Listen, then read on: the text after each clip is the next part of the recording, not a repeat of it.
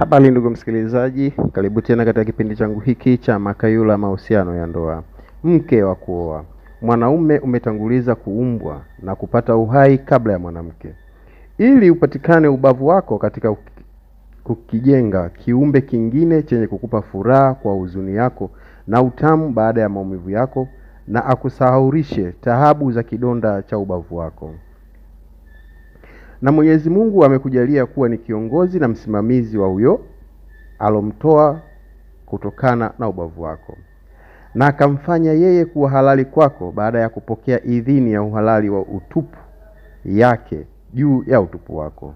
Hivyo kuwa makini kumchagua wa kuhalalikiwa tupu yake juu yako. Oa mwanamke ambaye unaweza kusali naye, na sio kwa sababu anajua kufanya mapenzi vyema na wewe. Mwanaume bora kamwe hapimwi kwa idadi ya wanawake aliyowahi kutembea nao au aliyotembea nao, bali kwa idadi ya wanawake aliyowaambia mimi ni mume wa mtu au ninaye mke tayari. Kuna aina ya wanawake unatakiwa kuwaepuka kabisa kwa gharama yoyote ile. Wanawake wanaozani uzuri wao ndio bora zaidi kuliko tabia zao. Kila mwanamke anavutia akivaa nguo fupi inayoonyesha maungo yake ya wazi. Ila kama utakuta mwanamke amevaa nguo ndefu au za kustiri mwili wake na bado anavutia, huyo ni dhahabu, anathamani mali za mumewe. Kama usimpe mwanamke mimba ya mtoto kabla hujampa mimba ya malengo ya ndoa.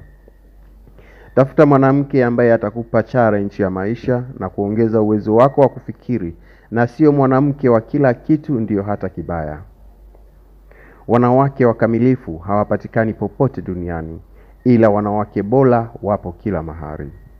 Mwanamke anaweza kukusaliti, ila Mwenyezi Mungu hawezi kukusaliti. Hivyo basi, kabla hujapata mwanamke, mpate Mungu kwanza. Kama unajijua umefikisha miaka 25 na kuendelea, epuka mambo ya kivulana: kuvaa suruali katikati ya makario, kuvaa hereni, cheni, kacha, kubadili wanawake kama unachambua mitumba. Muogope sana Mwenyezi Mungu. Usitumie kichwa chako kunyoa kiduku, panki na kadhalika. Tumia kichwa chako kuwaza mambo yenye tija, ikiwemo kutafuta pesa na kuongeza hazina ya maarifa. Haya ni mambo machache ambayo unaweza ukafanya wewe unayetaka kuoa, hasa mtoto wa kiume. Jihadhari sana na vitu kama hivyo vilivyokuwa nje na maadili yako wewe kama mtoto wa kiume. Basi kwa haya machache naomba niishie hapa, ila usisahau kusubscribe page yangu ili uweze kuja kujifunza mambo mengine kesho. Asante na karibuni tena.